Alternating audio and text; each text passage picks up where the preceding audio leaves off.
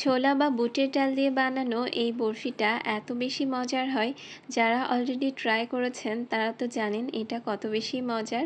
একটু সময় সাপেক্ষ হলেও বানানো কিন্তু একেবারে কঠিন কিছু না। তো এটা বানানোর জন্যে আমি আগের রাতেই ডালটা ভিজিয়ে রাখবো। এজন্য এখানে আমি আধা কেজি পরিমাণ ছোলার ডাল পানিতে ভিজিয়ে নিয়েছি। এরপর এটাকে ঢাকনা দিয়ে ঢেকে আমি 7-8 ঘন্টার জন্য রেখে দিয়েছিলাম। এই যে ডালগুলো ফুলে কিন্তু ডাবল হয়ে গিয়েছে। এখন খুব ভালোভাবে পরিষ্কার পানি দিয়ে ধুয়ে আমি এটাকে সেদ্ধর জন্য বসিয়ে দিলাম। সেদ্ধ করার জন্যে আমি এখানে প্রায় 1 লিটার পানি ব্যবহার করেছি, আর এর মধ্যে দিয়ে দিয়েছি গোটা গরম মশলা, এলাচ, দারচিনি আর তেজপাতা। এগুলো দিয়ে আমি আধা ঘন্টার জন্য ডালটাকে সেদ্ধ হতে দিয়েছিলাম। এই যে দেখে বুঝতে পারছেন ডালটা কিন্তু একদমই সেদ্ধ হয়ে গিয়েছে। এখন যে গোটা গরম মশলাগুলো আমি দিয়েছিলাম সেগুলো উঠিয়ে নিলাম ব্লেন্ড করার সুবিধার জন্যে। তবে ব্লেন্ডারে যদি ব্লেন্ড করতে চান সেক্ষেত্রে ডালটাকে একদম সম্পূর্ণভাবে ঠান্ডা করে তারপর ব্লেন্ড করে নিতে হবে। আর চাইলে এটাকে শিলপাটায় কিন্তু বেটে নিতে পারেন। এখন চুলায় একটা প্যান বসিয়ে আমি এর মধ্যে 1/2 কাপ পরিমাণ ঘি গরম করে নিয়েছি। তারপর আমি এই ডালের পেস্টটা এই ঘিয়ের মধ্যে দিয়ে দিলাম। দিয়ে এটাকে খুব ভালোভাবে মিশিয়ে নিচ্ছি।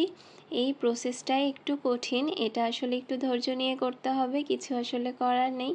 এই যে এটাকে খুব ভালোভাবে আমি ঘিয়ের সাথে মিশিয়ে নিয়েছি। আর ডালের মধ্যে সামান্য পরিমাণ যে পানি ছিল সেই পানিটা টেনে আসলে এর মধ্যে আমি 1 চা চামচের মতো এলাচ গুঁড়ো অ্যাড করে দিয়েছি। এটা দিয়ে আমি আরও কিছুক্ষণ নাড়াচাড়া করছি।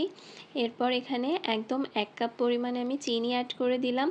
আরও আমি চিনি অ্যাড করব, কিন্তু আরেকটু পরে অ্যাড করব। এই চিনিটা ভালোভাবে মিশে গেলে তারপরে বাকি চিনিটা অ্যাড করব।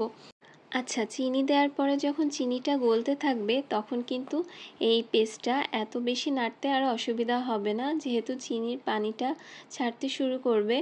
তো এই যে দেখে বুঝতে পারছেন এটা কিন্তু অনেকটাই পাতলা হয়ে গিয়েছে চিনিটা গলে যাওয়ার কারণে। এখন আমি এর মধ্যে 1 চা চামচের মতো লবণ অ্যাড করে দিলাম। মিষ্টি জিনিসে একটু লবণ অ্যাড করলে এটার টেস্ট কিন্তু অনেকটাই এনহ্যান্স হয়।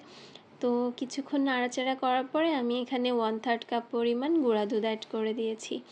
আর এই পর্যায়ে কিন্তু চুলার জাল আমি একদম একই রকম রেখেছি, লো থেকে হালকা একটু বাড়িয়ে, যাতে নিচে কোনো রকম পুড়ে না যায়।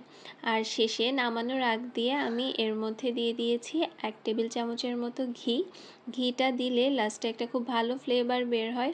আর এটা যখন এরকম উঠে উঠে আসছিল তখন আমি চুলা থেকে নামিয়ে নিয়েছি। আর আগে থেকে ঘি দিয়ে আমি ট্রেটা ব্রাশ করে রেখেছিলাম। হালুয়ার মিশ্রণটা এর মধ্যে নামানোর পরে আমি একটু ঠান্ডা পানিতে হাত ভিজিয়ে ওপর থেকে সমান করে নিয়ে একটু স্প্যাচুলার সাহায্যে ভালোভাবে সমান করার চেষ্টা করছিলাম।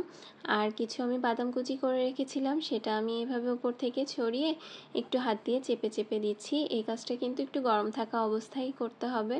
এভাবে কিন্তু আমি আরেকটা ট্রেতেও হালুয়াটা রেডি করে নিয়েছিলাম। এখন এগুলোকে ঠান্ডা করে নর্মাল ফ্যানের বাতাসে আমি ঠান্ডা করে নিয়েছি, তারপর এভাবে কেটে নিয়েছি।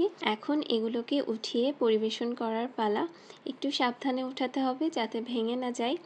আর এটা নর্মাল ফ্রিজে 10 থেকে 12 দিন কিন্তু রেখে সংরক্ষণ করতে পারবেন।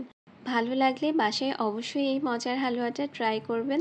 Thanks for watching. Allah Hafiz.